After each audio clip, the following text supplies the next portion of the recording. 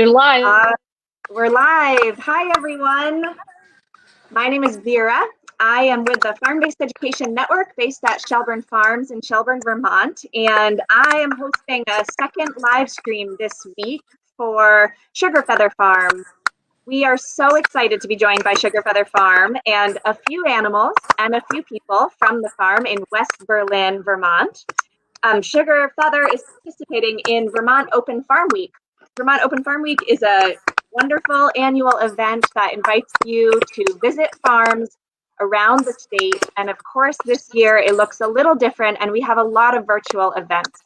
So if you're interested in visiting a farm virtually or safely in person, you can check out the listings, which are on diginbt.com. So I know you all are seeing my face right now in your computers. You might also be hearing some sounds, and those are probably coming from Sugar Feather Farm. And Nicole has a couple chickens that you might be meeting today. We also are going to take some time to learn about eggs. So I am so pleased that Nicole could be with us. She also has a friend. I think her daughter Shannon is there. Hi, Shannon. Welcome. So we want to start off just by asking you, Nicole and Shannon, why do you have chickens? Why do you have birds? Why do you have turkeys? Why do you have these birds on your farm? And what do you love about them? So we have the birds on the farm to sell to customers. And we also want, to save some breeds from extinction. So that's kind of what got us started with everything. And we also love diversity and fun colors of eggs. So as you can see, we have a lot here. Don't have all colors, but some. And then we are so fascinated with so many different kinds of breeds that we got different types of fowl. So, Shannon loves ducks. That's her favorite. So we have ducks, we have geese, we have turkeys, we have quail, we have guineas, and chickens. Wow. So, yeah. So you have your hands full. And would you tell me, do you have a favorite bird? So we do. We love everybody, all the fowl, but the turkeys are probably our favorite. Some of the turkeys follow us around like a little puppy, and they like to kind of be held. So sometimes I can hold them and then I scratch them on the side and scratch their bellies, and they really love that. So Great. And Shannon, can we ask you that same question? What's your favorite bird on the farm? I love ducks. Ducks. Why do you love ducks so much? Well, because they're just my favorite, and I have a duck named Saber, and she is my favorite duck. She's very sweet and kind, and she's a waterfowl. And Great. And she's a Great. A cayuga. And we have her here, and Shannon's going to show you her and talk about bonding in a little bit. Oh, great. And imprinting. Wonderful. So we have one more question before we ask about eggs. I'm wondering, what is the silliest bird that you have on the farm? We have a lot of silly birds, but we have one right here. She's talking quite a bit. So this is a silkie. This is a type of chicken. And this is a female silkie. So she's a pullet. So she's not a hen yet, but she's getting close to being a hen. And look she has feathered feet. She has 5 toes and this big poof of hair on the top. And what's so fun about silkies is they make really good companions and pets. Some people use them for chicken therapy. And you can bring them around, and people like to pet them and hang out. And they're also really, really good mothers. So they will sit on anybody's eggs many times. So even a duck egg or a turkey egg or a chicken egg, they will sit on it and raise that baby as their own, which is really amazing. Huh. I heard you use the word pullet. Would you say what that means if it's a word that's not familiar to everybody? Yes. So there's different, as a chicken matures, there's something called a baby, right? Or chick. and those are little babies.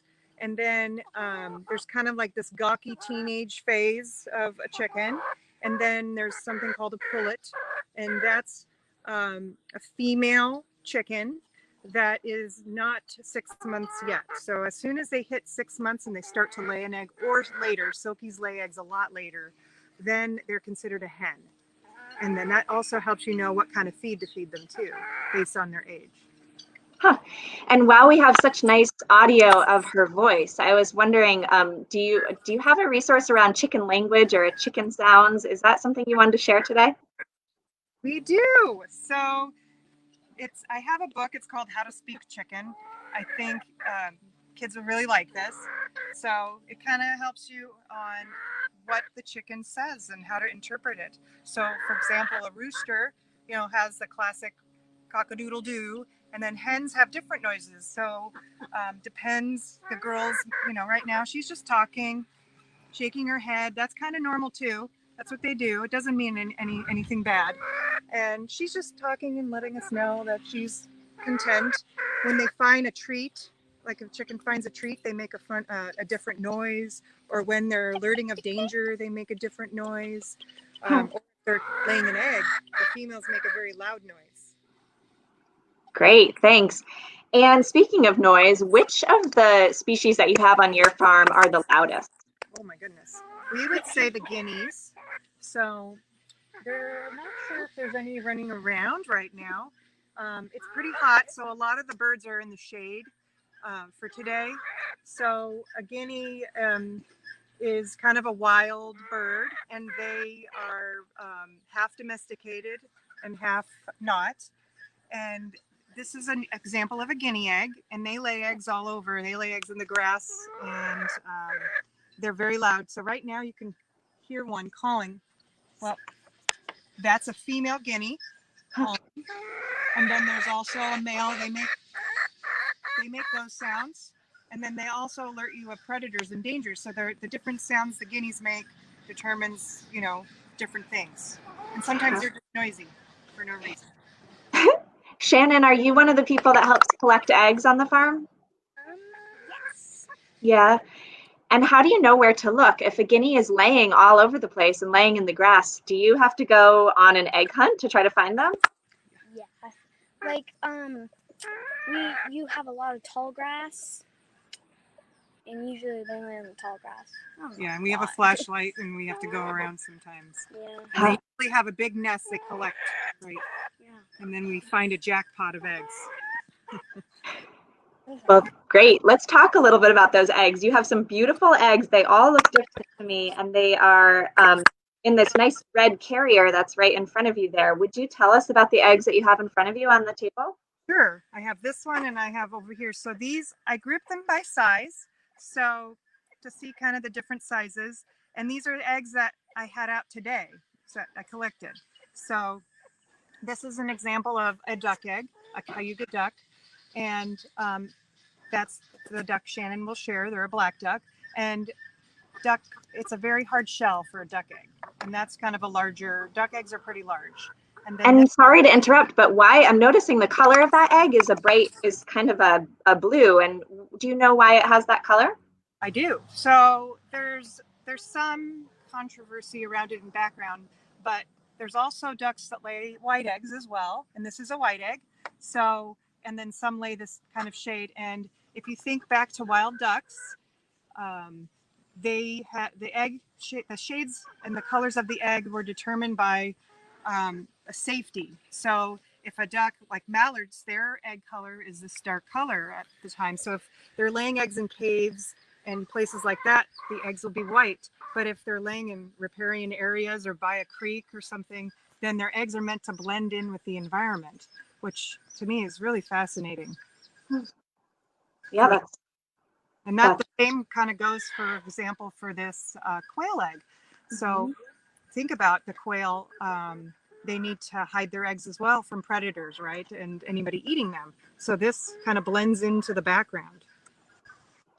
They're all beautiful. So we've got the largest one that looks like that you said was from the Cayuga duck. Tell us about the others that are lined up there. Yeah, so this is a turkey, a heritage turkey egg. This also kind of blends into the environment as well. And they do like to lay eggs out wherever they want as well. And to me, this also blends into where they're at in brush. And then we have some chicken eggs along here, and then I'll get into a guinea egg. So these are some of the chickens we have. We have a lot of colored egg layers, and we also have chickens that lay white eggs. And for example, the egg color is determined by the breed or the type of chicken and genetics. So the genetic of the hen determines the color of the egg. So if a chicken was created, like certain chickens are made to produce blue eggs, and that's what they do. And for example, here's this green egg, and that's called an olive. So different, combining a blue egg and a white egg, or actually a brown egg, excuse me, not a white. So a brown egg and a blue egg produces a green egg. So that would mean maybe the rooster has the brown egg gene, and the hen might have the blue egg gene. And over time, by breeding over time, it'll produce this color. Do they taste the same if you were to eat an egg that has different colored shell? They do. They all taste the same. Nice. And another thing, so when you crack the egg, the yolk, there's different colored yolk, right? Some are darker yellow, lighter yellow, and that has nothing to do with nutrition. It has to do with actually the type of feed you feed them and the type of foods that determines the color of the yolk. So some feed have extra things in them like marigolds, different types of flowers, and they make the yolk darker. Thanks. Interesting. Did you tell us about a quail egg? I know yesterday on the live stream you said a little bit about that, and that was fascinating to hear. Sort of one of your favorite eggs to eat, I think you said, was the quail egg. Would you talk about that for a moment? Duck eggs are also, I think, my most favorite is definitely the duck. And then they have good nutrition. And so oh yeah, here we go. So here's some quail eggs. And what we think is really neat about quail eggs is, first, quails can lay an egg in 8 weeks after they're born, which is really amazing that a quail can do that, or a bird, because the chicken may not lay an egg for 6 months. So, but a quail's in 8 weeks. So when you, what's neat about quail eggs is they do not have salmonella. So you can eat them raw. I don't know if you'd want to, but that is a choice that a lot of people do, and they're in gourmet restaurants, and gourmet food, and they're little, so you can do a lot of fun little cooking projects with them, little mini egg things, little mini egg treats. I think it would be really fun. And so that's something about them. And they also have, I think, more protein. I don't have the protein amounts in front of me, but there's a lot of fun facts about them, and you can look that up on my website where we have a talk about quail. Thanks. And would you just state the website? Sure. It's www, 3 W's, sugar, and then we have a dash, feather.com. Great. And before we hear about the duck that Shannon just visited with, I'm curious, are there chicks in the eggs that are in front of you on the table today? So there are potentially eggs that are fertilized. So what that means to have a fertilized egg is you have to have a boy and a girl. So for chickens, you have to have a rooster and a hen, and then your eggs could be fertilized. So you can eat the fertilized egg. It doesn't hurt you or do anything. The only way it starts producing is if the hen were to sit on the egg, to produce a baby, or we put it in a special machine we call an incubator, and that's where we put most all of our eggs, because customers are ordering those eggs.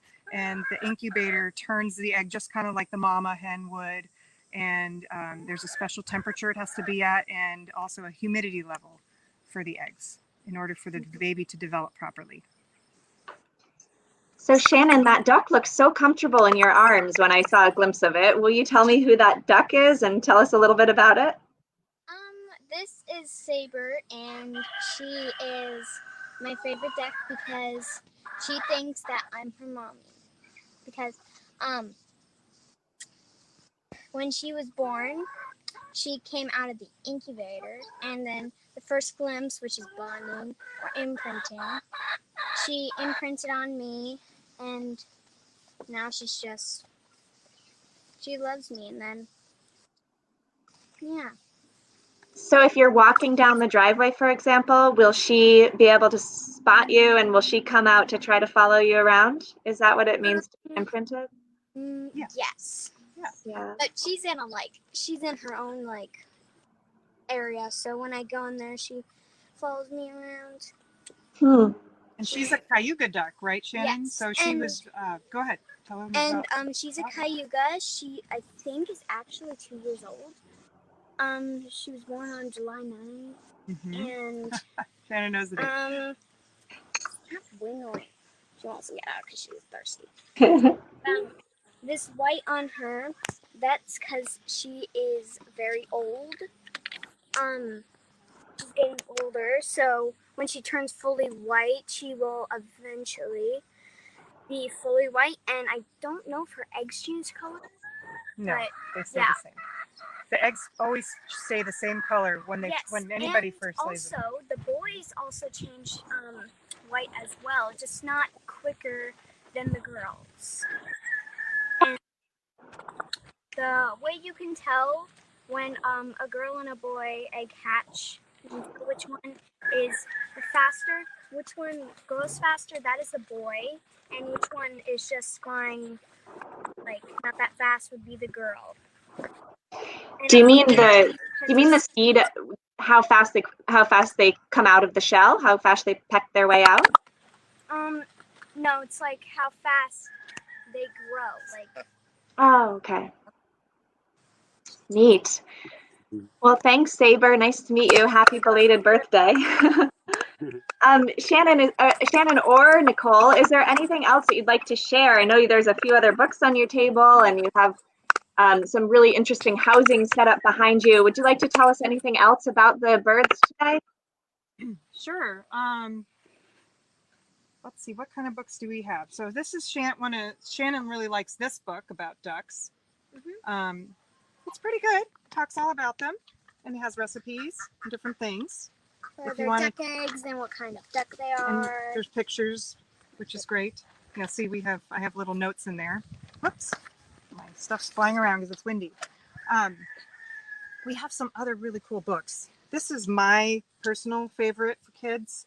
And I know there's a lot of other books out there, but this is a kid's guide to keeping chickens. It's really good. And it talks about housing and food, and it has a lot of pictures, and it has really fun projects you can make for your chickens, like a chicken teepee and chicken treats and all kinds of things. And if you want to show your chickens, in 4-H or the fair, this is a great book. This is an older book, which is great. And it talks, how to raise and show chickens on that. And then, of course, we have the Speaking Chicken book. There's not a lot of books on ducks, on geese and turkeys. So that's more doing research online, talking to farmers like me, is how you would find out about those types of birds. And is it true that's one of the services that you offer as a farmer is support for other Yes, fowl raisers? we do. So people, we do consultations. We will be doing classes in the winter, and we do go to people's whatever, and we can share or talk with them about their setup and what they're doing and types of birds, and if they want to introduce different types of birds together, what works. So people contact us on the phone, through Messenger, through my website. I have consultations on there. So, and then Shannon's our duck whisperer, so she's always in the newsletter with a joke. So about ducks or chickens. Okay, that's great to know. And do you make up the jokes, Shannon, or are you finding them elsewhere and then reprinting them? You find them elsewhere. Find them elsewhere. You're good at finding duck jokes. Well, thank you so much. So Nicole did a live stream yesterday with Dig In VT as part of Open Farm Week, and today, Tuesday, we had one that was a little more focused on eggs and with kids. On Thursday, there's going to be another live stream that will focus on raising heritage breed poultry, and it can be pretty interactive, a Q&A. You can bring your questions if you are thinking about getting into it or if you have poultry already at home. And let's see. We also want to encourage you to visit diginvt.com to look at other events that are happening throughout the state as part of Open Farm Week. It's only day 2 of Open Farm Week, and there are events happening through August 16th is the last day. So tune back in on Thursday at noon right here to see Nicole again and meet some more birds. And otherwise, we are so grateful that you joined us today, and thank you so much, Nicole and Shannon and Saber and the Silky. It was great to meet you all. Have time for me to talk about 2 things? Do we have? Oh, sure. Yeah, please go ahead. So real quick about eggs. I didn't know if you got to see a guinea egg, so I just wanted to share a guinea egg. And then this is a copper moran. It's dirty because the hen is sitting on this egg, so I kind of took it from her. I'm going to put it back. But a copper moran lays a dark chocolate egg, which is really neat. I just wanted to show you the different types of eggs as well. And I know we didn't get into the details on why they're this color, but we can do that definitely another time. And we also wanted to share about our fairy garden that we have here and our picnic area. So families are welcome to come here with their kids, have a seat at our picnic area here. And we can't go inside the areas where the birds are, but you're welcome to kind of go outside and check out the birds. And people really love doing that. The kids really love it, and we love sharing that. And then we have this is our fairy garden and our beehives. So we encourage children to bring something to add to the fairy garden, and we post it on the website. And you can post pictures of your birds on our website, share them. So any little thing you want to bring, a rock or a plant or anything, wind chime, and we put it here so you can be part of our farm family, because we really want you to be a part of it and share in the joy of doing this, because we love doing it so much. Thank you, Shannon. Wonderful to see the fairy garden and all the animals. And Shannon and Nicole, it was great to have you today. Thank you, everybody, for tuning in. And we will conclude with that and hope that you all have a great rest of your day. We'll see you at upcoming Open Farm Week events. Bye, everyone. Bye. Thank you.